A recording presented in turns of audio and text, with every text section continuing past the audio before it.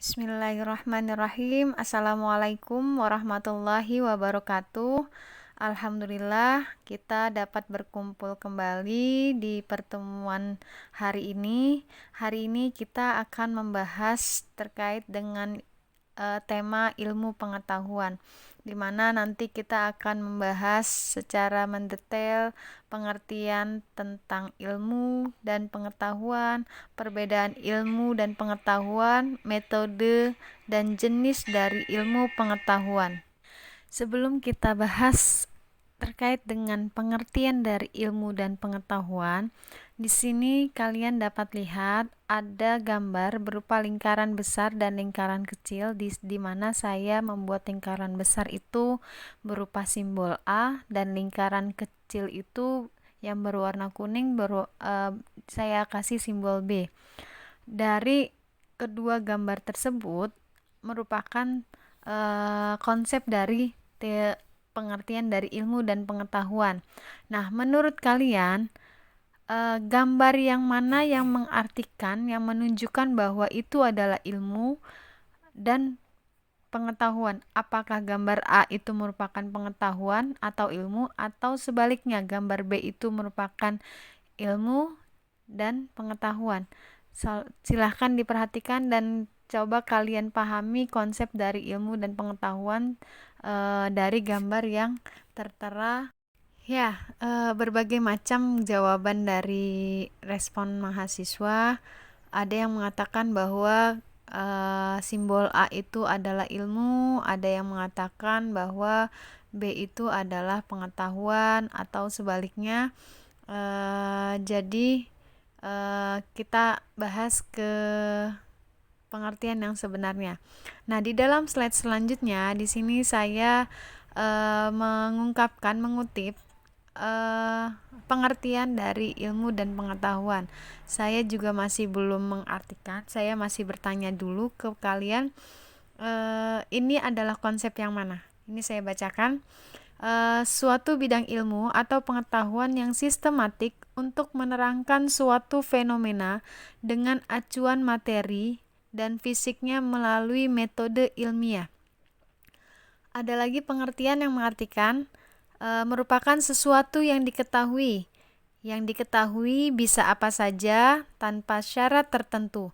Bila sesuatu yang didapat dengan atau tanpa metode ilmiah, ilmu bisa dimasukkan sebagai salah satu pengetahuan, tetapi pengetahuan belum tentu ilmu. Nah, dari kedua pengertian tersebut, yang manakah yang pengertian dari ilmu dan yang manakah pengertian dari pengetahuan? Coba tolong dipahami dan dijawab. Mana pengertian ilmu dan yang mana pengertian dari pengetahuan? Ya, jadi bisa membedakan ya, di mana letak perbedaan antara ilmu dan pengetahuan.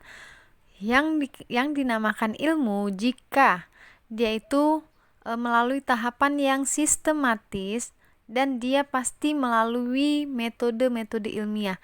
Jadi suatu konsep itu dikatakan sebagai sebuah ilmu jika dia telah melalui, jadi suatu bidang studi atau pengetahuan yang sistematik. Sistematik itu maksudnya berurutan, dia sesuai dengan urutan tahapan-tahapannya gitu maksudnya. Nah, tahapan-tahapannya itu untuk menerangkan suatu fenomena ataupun gejala dengan acuan materi dan fisiknya melalui metode ilmiah. Kenapa ada konsep metode ilmiah? Karena di dalamnya itu ada tata cara tahapannya. Gitu. Nah, kalau pengetahuan itu hanya sekedar sesuatu yang kita ketahui. Ketahui itu bisa apa saja. Yang misalnya contoh, ini kalian tahu, ini meja. Itu yang ada di kelas ini misalnya ada papan tulis, ada spidol dan lain sebagainya. Itu kalian tahu. Itu kalau kalian dapat menyebutkan, makanya bisa kalian ketahui tanpa syarat tertentu karena kalian tahu, hanya sekedar tahu. Nah, kalau saya masukkan ke dalam sebuah ilmu, misalnya bagaimana caranya membuat sebuah meja. Nah, kalau untuk pertanyaan seperti itu baru masuk ke konsep ilmu. Karena tadi acuan sebuah ilmu itu adalah sistematik dan melalui metode ilmiah.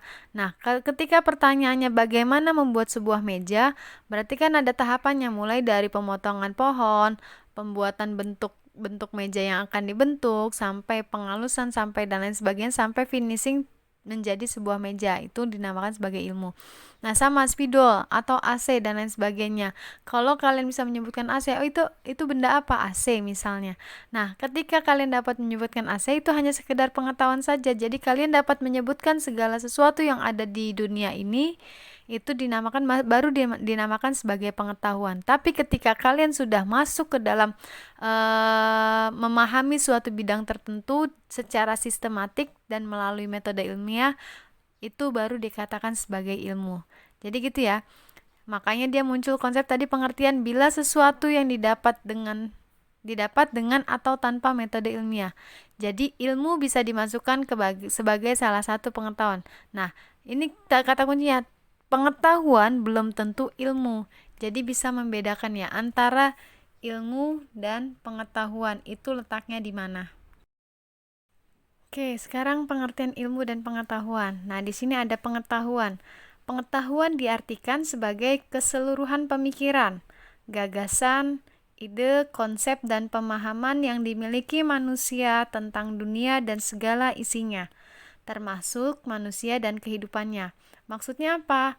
Kayak yang tadi, kembali ke konsep yang awalnya, kalau pengetahuan itu segala sesuatu yang kalian dapat bisa sebutkan tanpa harus ada sebuah sistematika dan metode ilmiah. Jadi contoh misalnya keseluruhan pemikiran itu kan yang kamu dapat sebutkan itu, yang tadi saya contohkan, misalnya oh ini AC, oh ini meja, kamu dapat menyebut oh ini pulpen. Itu kan sebuah konsep itu kata, ide, gagasan. Makanya itu masih dikatakan sebagai pengetahuan yang dimiliki manusia tentang dunia. Jadi kalian dapat menyebutkan apa yang ada di dunia ini, misalnya yang ada di hutan, kamu bisa menyebutkan oh ini pohon, oh ini hewan, oh ini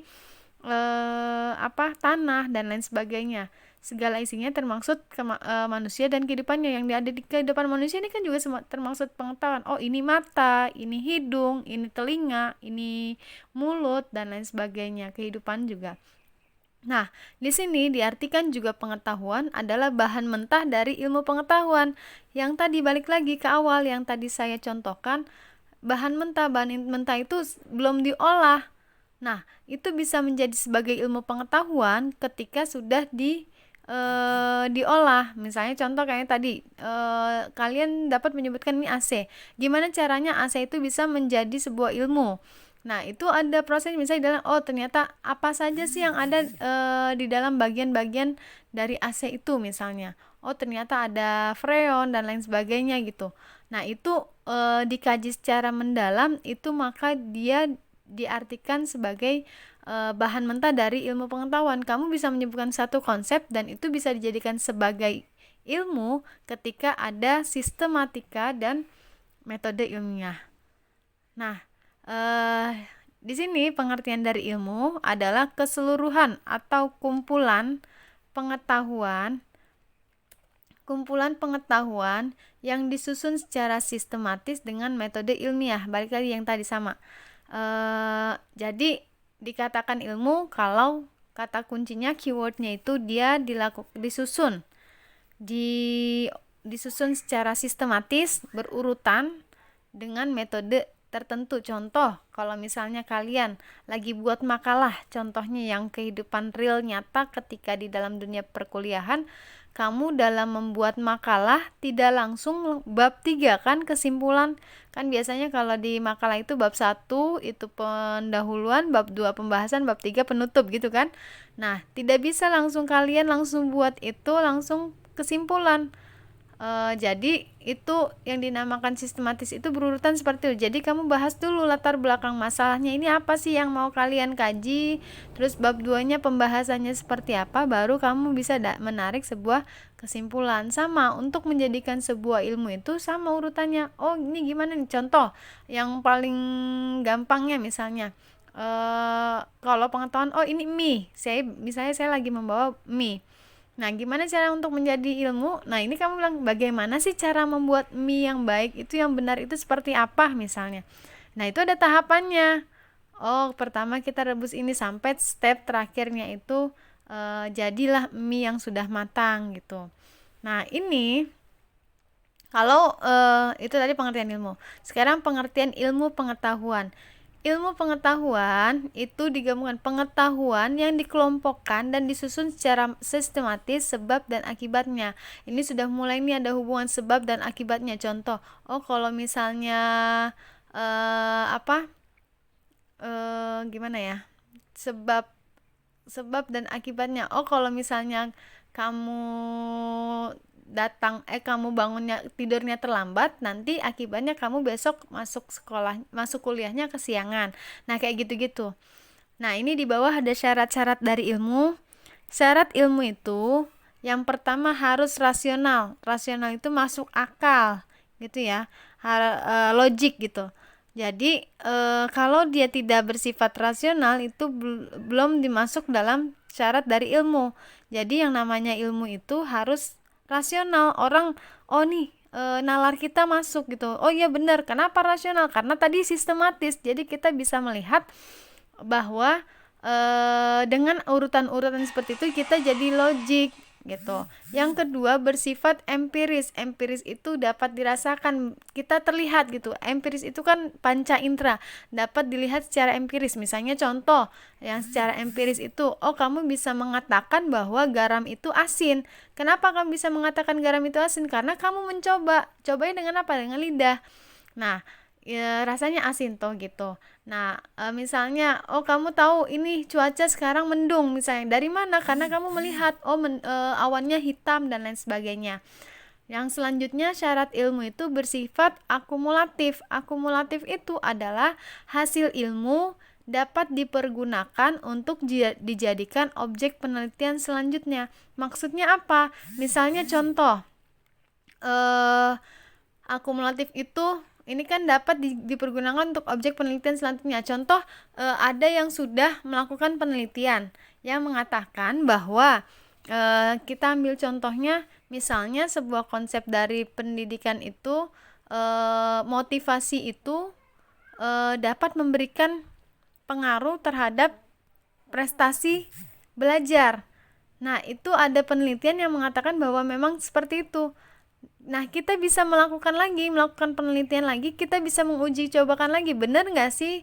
Nah, kita bisa cari tahu motivasi yang seperti apa sih yang bisa dijadikan sebagai untuk meningkatkan prestasi belajar si anak.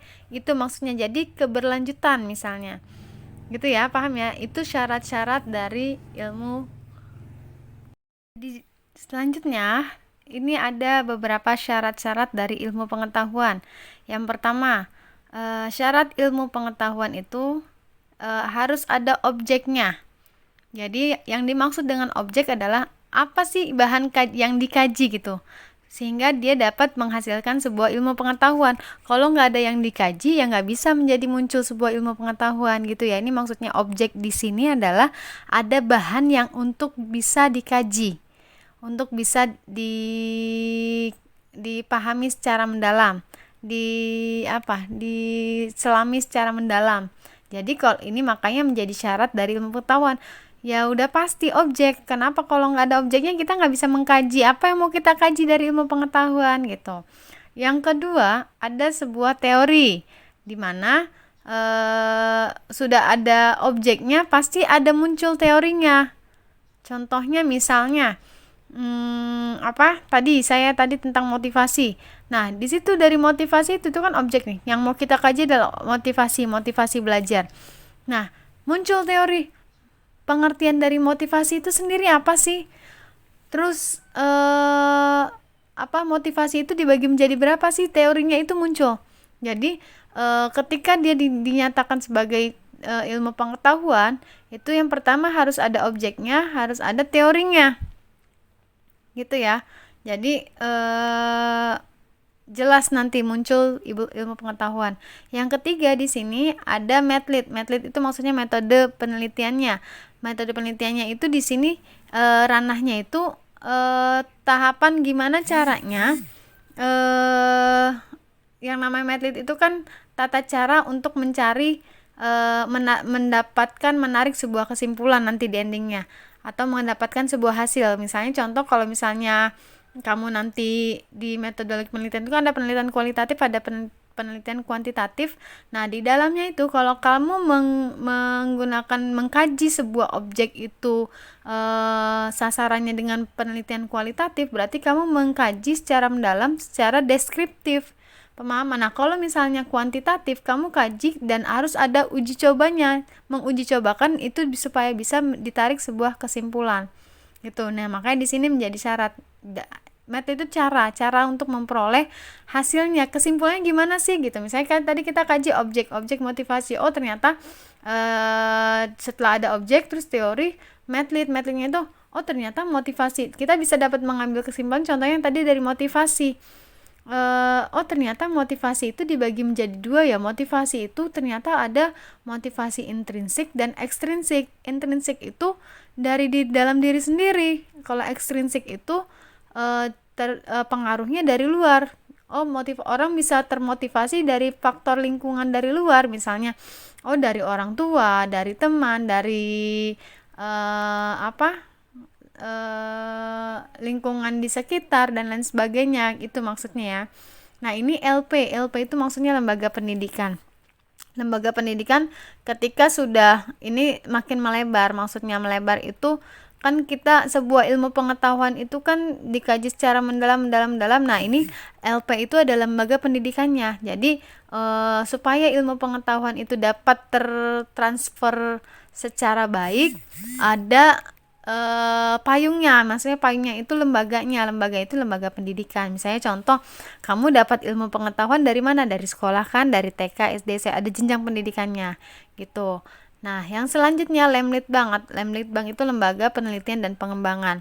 Nah, sebuah ilmu pengetahuan itu terus berkembang, makanya ini ada lembaganya. Terus dikaji, yang tadi bersifat akumulatif kan.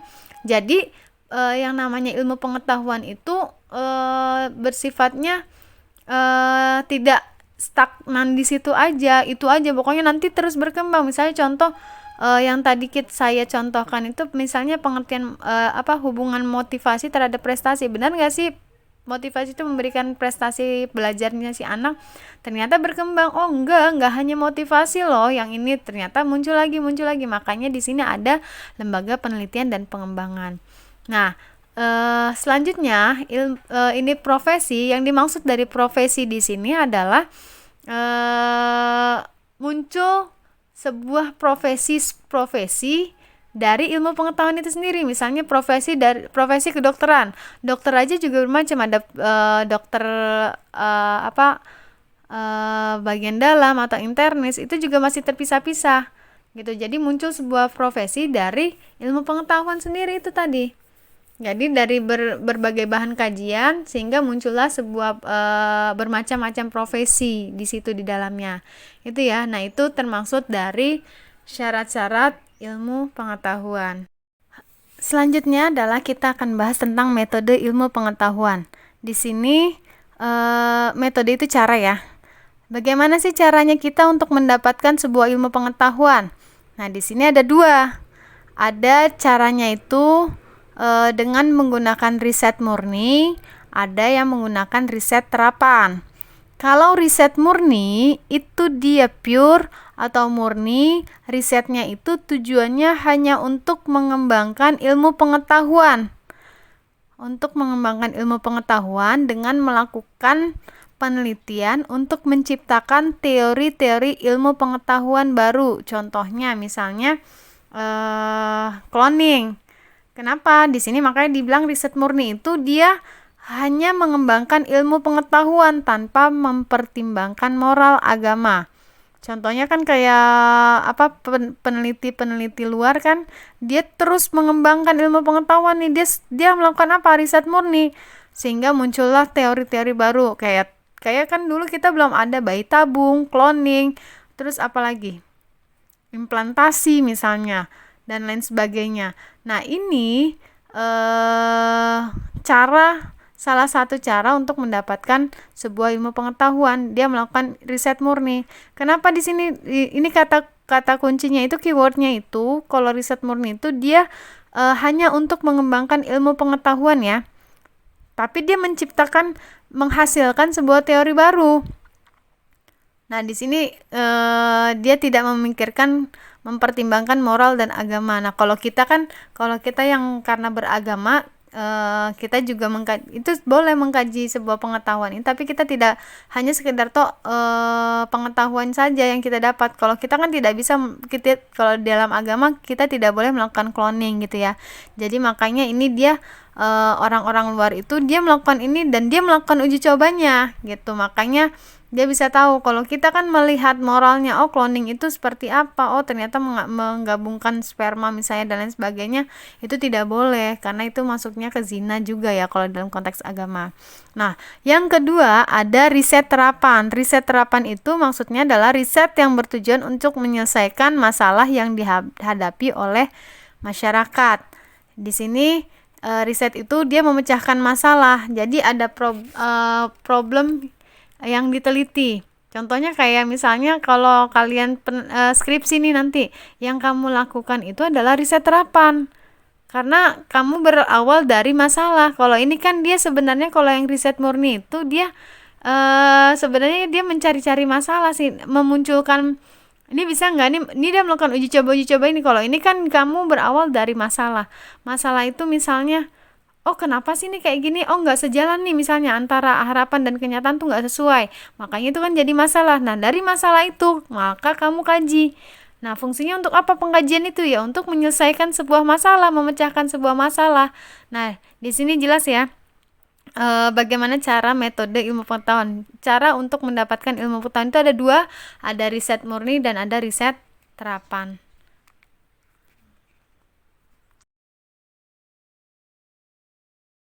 Nah, di sini kita bahas terkait dengan jenis ilmu pengetahuan. Nah, ini saya membagi jenis ilmu pengetahuan. Saya kutip dari Thomas Kahn, itu tokoh. Dia membagi sebuah ilmu pengetahuan menjadi dua. Dia bagi yaitu pertama itu mature science, yaitu ilmu matang, atau kita bisa sebutnya ilmu pasti juga. Dan kedua immature science, ilmu tidak pasti atau ilmu tidak matang. Nah, ini maksudnya apa? Mature science itu sains yang teorinya diterapkan oleh ilmuwan orang yang berbeda, tempat yang berbeda, waktu yang berbeda terhadap fenomena ilmu pengetahuan yang sama, hasilnya akan sama. Contohnya, matematika, fisika, sama palak. Ada yang paham tidak dari pengertian dari mature science ini? Jadi, yang dimaksud dari mature science ini adalah ketika orang melakukan terkait dengan fenomena. Makanya di sini orangnya berbeda, tempatnya berbeda, waktunya pun berbeda, tapi hasilnya yang didapat itu pasti sama. Contohnya misalnya gini, di Indonesia 1 tambah 1 sama dengan 2. Di Amerika 1 tambah 1 sama dengan 2. Di seluruh dunia itu menghasilkan bahwa 1 tambah 1 itu pasti 2. Itu maksudnya yang dikatakan ilmu matang, ilmu pasti. Paham ya? Jadi walaupun dia dilakukan oleh orang-orang yang berbeda, tempat yang berbeda, waktu yang berbeda, pasti dia akan menghasilkan sebuah fenomena ilmu pengetahuan yang sama, hasilnya pasti akan sama. Sebaliknya, kalau immature science itu adalah sains yang teorinya diterapkan oleh orang yang berbeda, tempat yang berbeda, waktu yang berbeda, terhadap fenomena ilmu pengetahuan yang sama, hasilnya pasti akan berbeda. Contohnya pendidikan. Pendidikan misalnya, dilakukan pendidikan di Indonesia, kita contohnya. Pendidikan di Indonesia antara kota tempat yang satu dengan tempat yang lain itu juga berbeda. Contohnya di muatan lokal. Nah, apalagi kita membandingkan kalau tadi kan di tempat yang berbeda, waktu yang berbeda, apalagi di negara yang lain, kita membandingkan Indonesia dengan Amerika misalnya, atau enggak dengan Inggris. Contohnya kayak kan kita langsung contoh yang real aja. Kan ada Bu Ai kan, Bu Ai kuliahnya dulu di Inggris. Dia cerita bahwa kalau sekolah di pendidikan di Inggris itu, anaknya kan sekolahnya di Inggris, itu kurikulumnya berbeda Bu Lisma. Materinya cuma keingin apa sesuai dengan keahlian anaknya aja. Jadi dia benar-benar matang gitu ketika ini benar-benar menjadi seorang ahli. Misalnya anak ini dilihat dari apa keahliannya, dia expertnya di mana nih, dia lebih condongnya passionnya di mana. Jadi mulai dari situ tuh difokuskan, dikhususkan anak. Misalnya kayak Bu Ai itu cerita anaknya hobinya memasak, jadi dikasih tahu nih sampai alat-alat tempat alat-alat peralatan dan lain sebagainya, dikenalkan tuh semuanya. Misalnya anaknya buah itu suka sama memasak-masak dan musik, jadi dikenalkan, jadi difokuskan, dia hanya belajar fokus di situ aja. Jadi benar-benar menjadi seorang ahli di bidang masak dan ahli di bidang musik gitu. Nah kalau di Indonesia kan ilmunya menumpuk, ada matematika, ada bahasa Indonesia, ada, dan itu semuanya harus dikuasai sama peserta didik yang ada di Indonesia. Nah jadi immature science itu maksudnya penelitian, hukum, dan lain-lain. Di sini bisa membedakan ya jenis ilmu pengetahuan. Jadi ada mature science dan ada immature science. Itu segelintir materi yang kita bahas hari ini. Untuk memperkuat materi hari ini, silahkan kalian tonton YouTube yang ada di online learning UHAMKA dan nanti kita diskusikan bareng-bareng.